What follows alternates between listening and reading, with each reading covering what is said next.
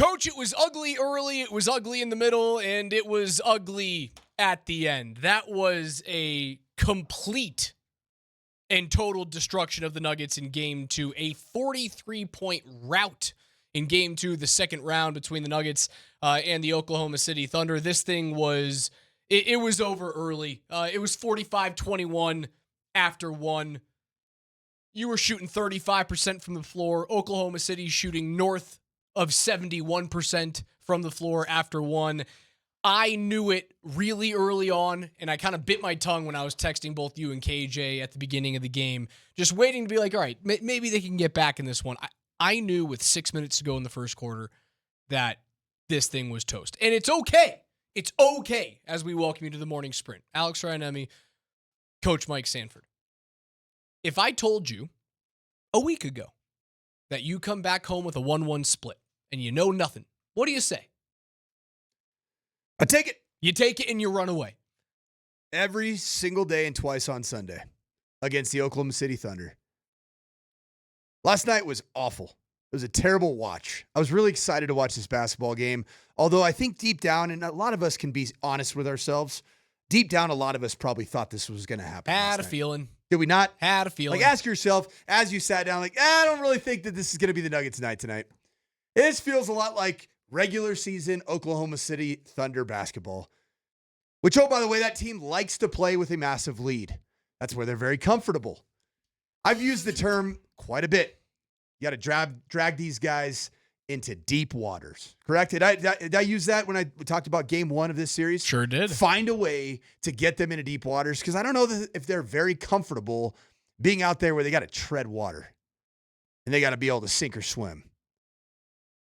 I think that this team, talking about OKC, I think they're very comfortable in those types of games where they are well in control. I think they have some front runner type tendencies, right? They feel really good with the big lead. They feed on you can feel the momentum through the television. Yep, you sure can. And they are really good. Like last night reminded you, everything that you've been saying about Oklahoma City team. Thunder. They are very, very good.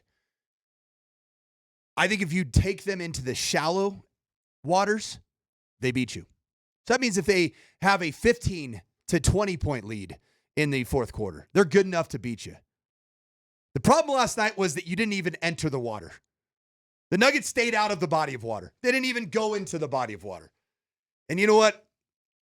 I have 4 words for that as a Nuggets fan and where the Nuggets headspace is right now.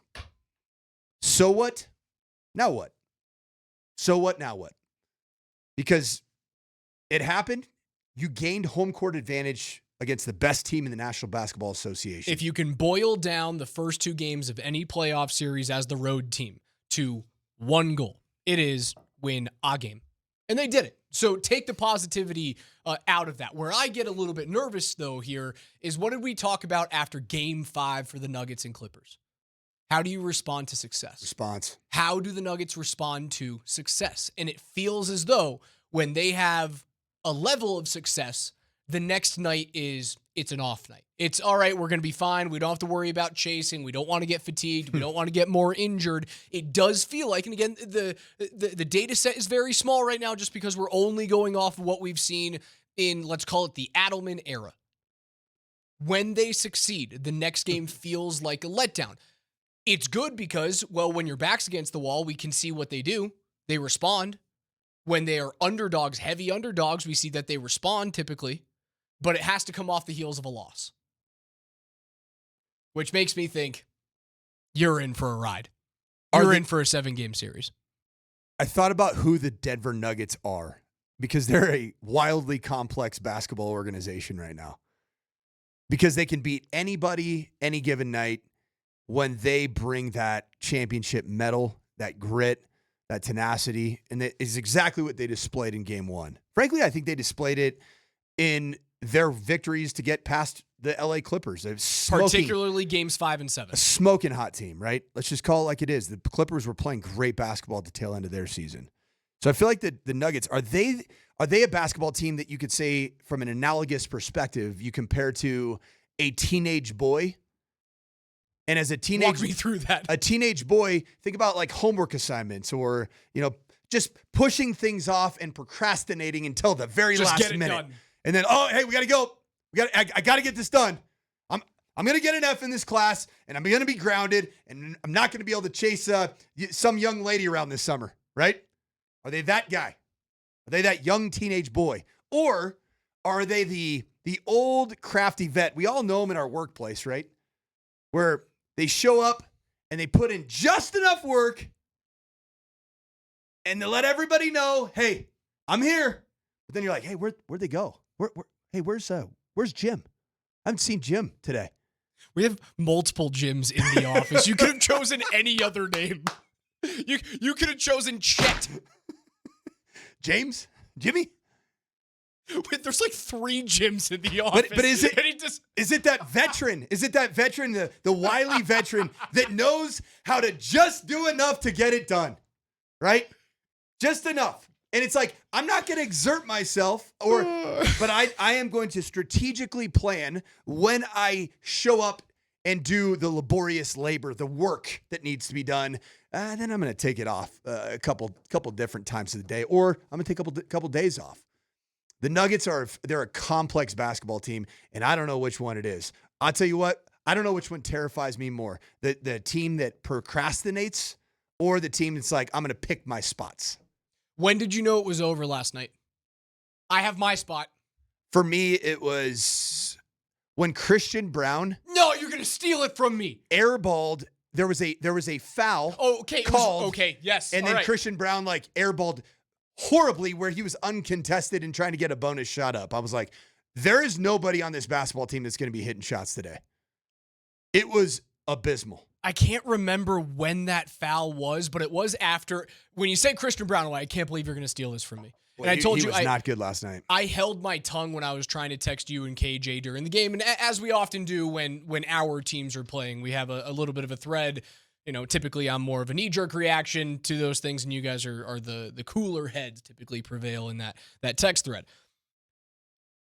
When CB rose at the 8:09 mark of the first quarter for a 3, and right before he jumped up to make that 3, he double clutched. Like he took this weird little jab step forward. No one's around him. It's on the short side corner. He doesn't have anyone within 10 feet of him. It's like a wide open 3. It's the kind of move that I make fun of wide receivers when they're running a route and they're like doing a head fake on nobody. Yeah. I'm like, who are you juking right now? I don't know what it was. I don't know if it was a mishandle from Christian Brown. I don't know if it was a jab step to see if he was going to be able to goad someone in and then maybe dish off down like closer to the paint. But it was this weird double clutch that he had. And then he rose up and he hit it off the strong side of the iron on the left side. And I went, uh-oh, they don't have it. This is 3 straight missed Murray 3s. Christian Brown double clutching a wide open 3. It was also Nikola Jokic looked like he couldn't hit a 4 to 10 footer. Right. At all. Like at all. OKC started to pack the paint.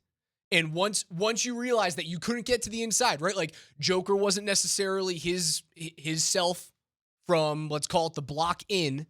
AG tries to rise up a couple of times on Chet Holmgren. Can't get to the rim. Holmgren was on one last night. But both AG and Christian Brown can't rise and beat Holmgren to the hoop. Can't beat him to the rim. And then that paired with the fact that nobody could hit from outside. All Oklahoma City had to do was pack the paint. We dare you to shoot. Any one of you. Be my guest. Any one of you. And that felt a little bit like the Clippers debacle. The one game against the 5 Clippers, it minutes was into the just first disturbing. It felt similar to that. OKC as a basketball team. If you're once again, I'm going to enter into the territory of the mindset of an OKC fan. They're very comfortable, and I'm sure their fan base knows, gosh, we just got to get a massive lead, man. We got to get a massive lead because if this thing's close, I don't love it. I don't like my chances. And they're not Boston. And it made me think, oh, geez. We'll get to that later. It made me think a little bit, Raj, if you're OKC, do you feel a little bit like you were this year as an Avs fan, or really the last couple of years? Where you, like, I thought the Avs, if you could get one of those 5-1 type games, you're like, okay. Mm-hmm. But certainly against the Stars, this thing starts getting close. Or if you don't get that third goal to go up 3-0, there's not a lead that feels safe. It doesn't feel safe, but you also feel like there's an inevitability of what's going to happen. And I'm wondering if OKC feels that way a little bit. And that's where I go back to this deep waters thought. Take them into the deep waters. If you can do that 3 more times in the series, you win the series. It's the bottom line. The good news is lose by 43, lose by 1. The result is the same. You did your job.